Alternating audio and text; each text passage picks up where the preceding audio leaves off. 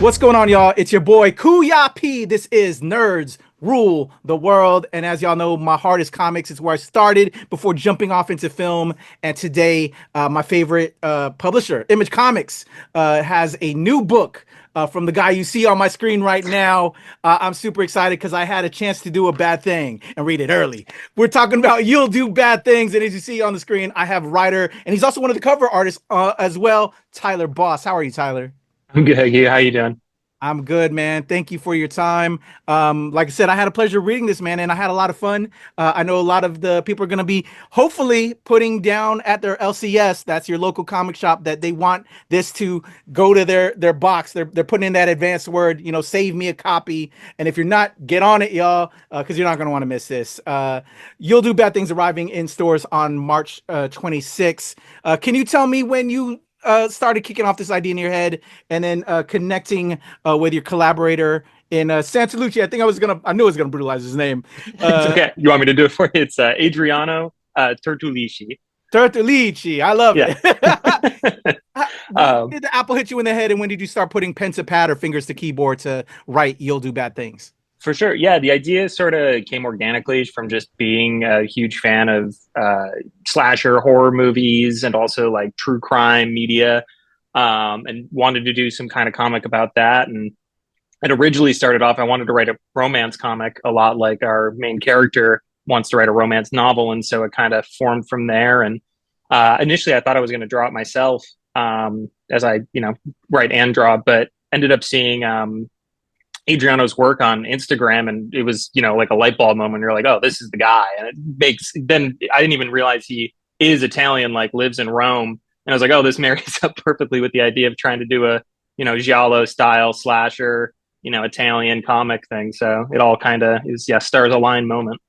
I love that. So, when did you, I guess, started putting fingers to keyboard? Oh When did you yeah. start writing this and start developing this and Gee, getting it all we together?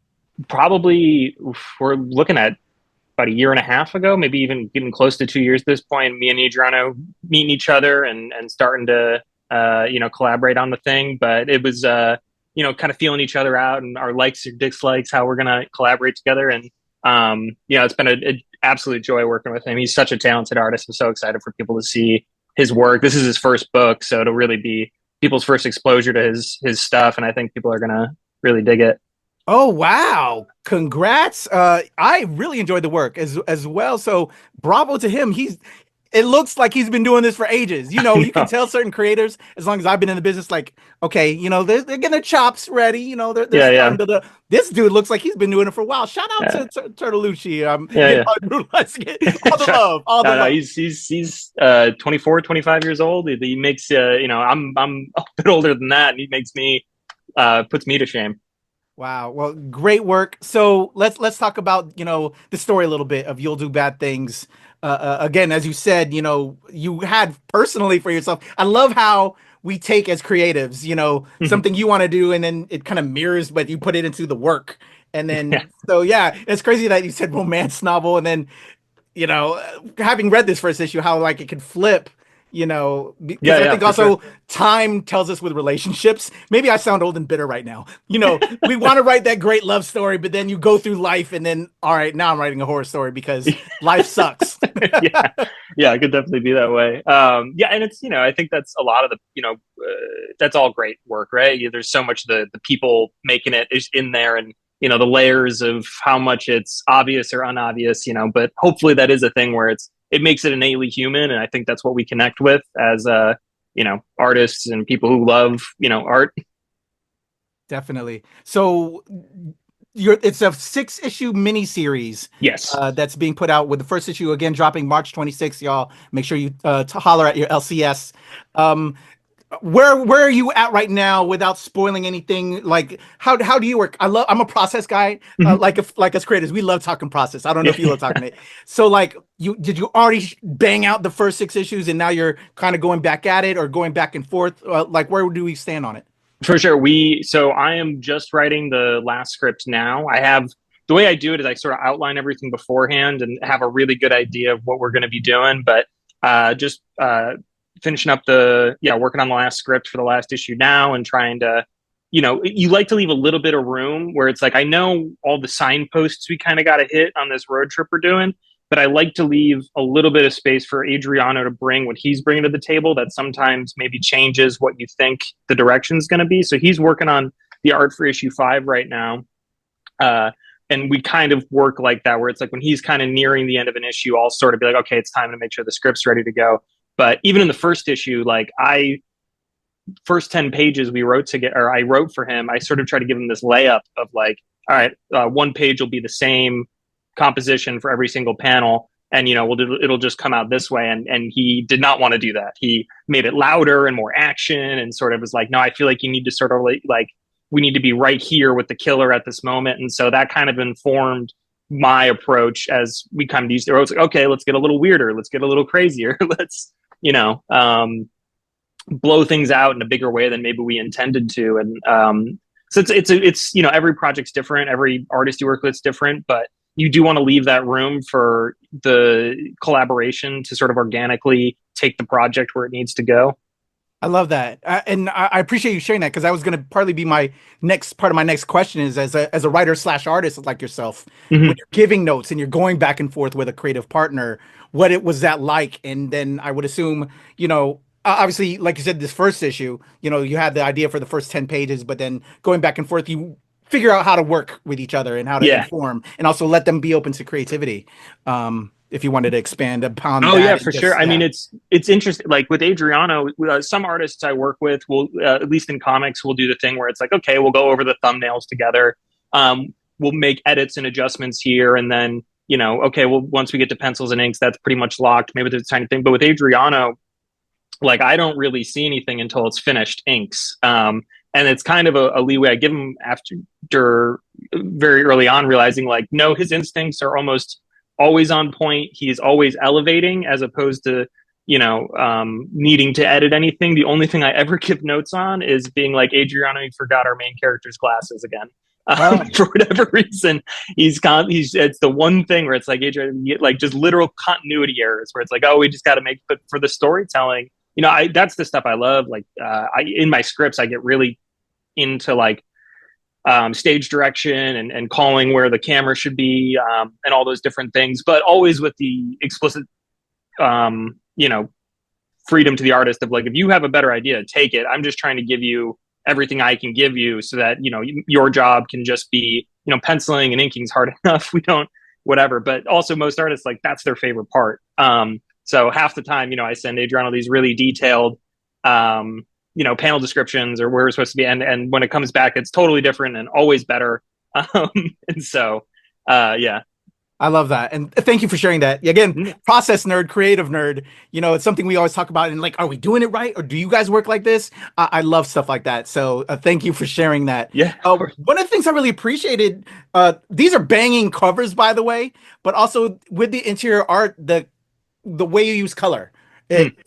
It's very simple, but also it sets the tone and it gives me that a great vibe. Can you talk about the color scheme that you guys chose for, the Yeah, yeah. I mean, it's definitely informed by giallo movies of the '70s. You can see it's really saturated. And you if you say you tried to do like a 1-to-1 of like, oh, we're gonna, obviously in film, there's always going to be a level of naturalism to the lighting because you're dealing with, for the most part, you're shooting a photographic image, no matter how much lighting you play with.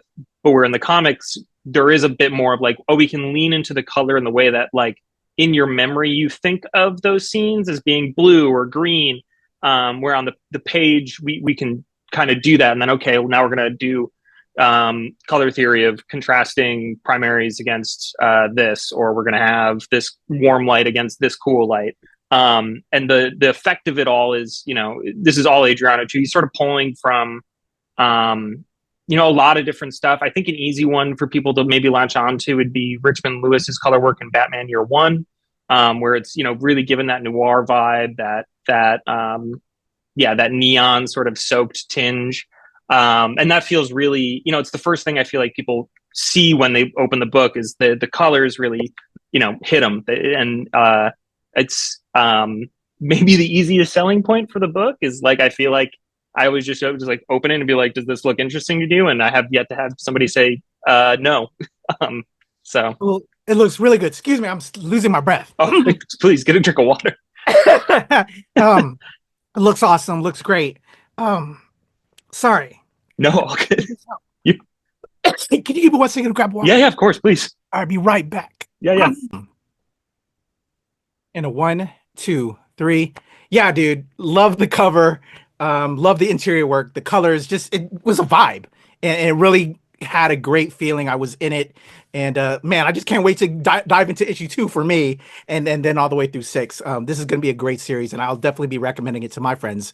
Um, when you were getting inspiration and as you're putting it together, um, is there anything that you would point out to fans once they grab a hold of this and they're going to be like, "Hey, Tyler, man, what are some of your favorite Giallo movies?" Or just is there anything you would recommend there for fans of this book that want to branch out that you recommend to check out that inspired you? For sure. I mean, very there you won't find any like one to one, but I think vibe wise, Argento is a big touchstone. So his first movie, Bird with the Crystal Plumage, was a big inspiration. Four Flies on Gray Velvet and Deep Red, great Argento ones. Some non-Argento ones would maybe be say like Torso or Tenebrae. Tenebrae is actually Argento too. Or and then also say one that's way off the beaten path that I think I brought it up to people and I don't think anyone's seen it besides me and my one friend Jesse. Nine or Red Queen kills 9 times, or 7 times. If you Google it, it'll pop up. But that one's a fun one where it's zany and kind of psychotic and doesn't make any sense, but it's a lot of fun. So yeah, those ones are all worth checking out. Awesome. Thanks for that. Cause I know I'll be checking it. I love film recommendations. So definitely we'll dig into that. For the YouTube, I like to throw up YouTube shorts out of these interviews. I'm gonna just put the screen on you right now. Sell the book in a minute for a YouTube short. Tell people why they should pick up You'll Do Bad Things. Okay. You'll Do Bad Things is Death Note by way of Dario Argento. It's artwork, equal parts Guido Crepax and David Mazzucchelli and Richmond Lewis on Batman Year One. And the writing is by me, so it's adequate. The amazing Tyler Boss, y'all. Thank you, Tyler. Before I let you go, I know you've got a lot of other things you're doing. Again, salute on You'll Do Bad Things. Is there anything you want to highlight and also throw some socials at them that they can check you out, follow you if you're on the socials? For sure. You can catch me on Instagram and Blue Sky, both at Tyler Patrick Boss. And if you like You'll Do Bad Things, I have other books. I have what my ongoing series at Image called What's the Furthest Place from Here with Matthew Rosenberg. I'm a contributing writer and cover artist on the forthcoming Exquisite Corpses from James Tynan and Michael Walsh. And you can also pick up my first book with Matthew Rosenberg called Four Kids Walk Into a Bank, whose the feature film adaptation should be out this year. Hey. But you never know. It's one of those things where it's being edited, but I know how Hollywood who is. Knows? Yeah. Well, that's awesome, dude. I definitely will check those out myself. Again, I really enjoy this. I can't wait to pick up the next batch of issues. And as those other projects come along and you start doing some promo on it, I'd love to have you back to give you some virtual flowers and spread the word to my audience, man. Absolutely. I appreciate you having me. Thank you, sir. Everybody, the amazing Tyler Boss, You'll Do Bad Things will arrive at your LCS on March 26th. I'm Kuya P. This is Nerds Rule the World. All right, Tyler, there's a cut.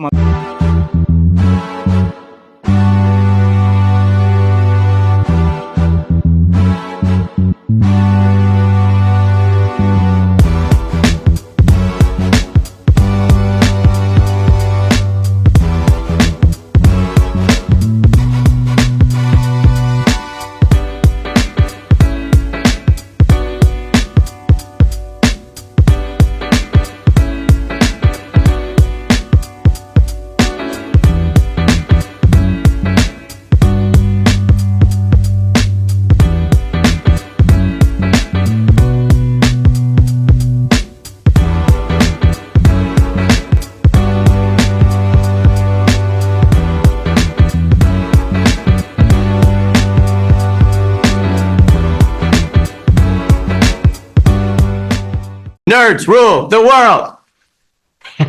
Pleasure chatting with you. Love to all my nerds who rule the world. Yeah. Nerds rule the world. Yes, we do. Thanks. Nerds rule the world. Thank you. I love the nerds ruling the world, so more power to you. Patrick, what up, man? And yes, they do. Nerds rule the world, kid. Yes, know what sir. I'm saying? I'm one Thank of you. Awesome. Kuya P, nerds rule the world. Hello. Yes, they do. Yes. Oh, Nerds rule the world. I got. It's in the title of your show, like Nerds Rule the World. Like, I want more Black weirdos on screen, and I don't feel like we ever get to see that very much. Thank you Thank so you. much. Nerds Appreciate do it. rule the world. Yes. Thank you. Thank you, Nerds Rule. Love it. Hello, Sarah. Hello, Julian. Yes, Rock on. I love it. Thank you so much. It's good to see you. I love Nerds Rule the World.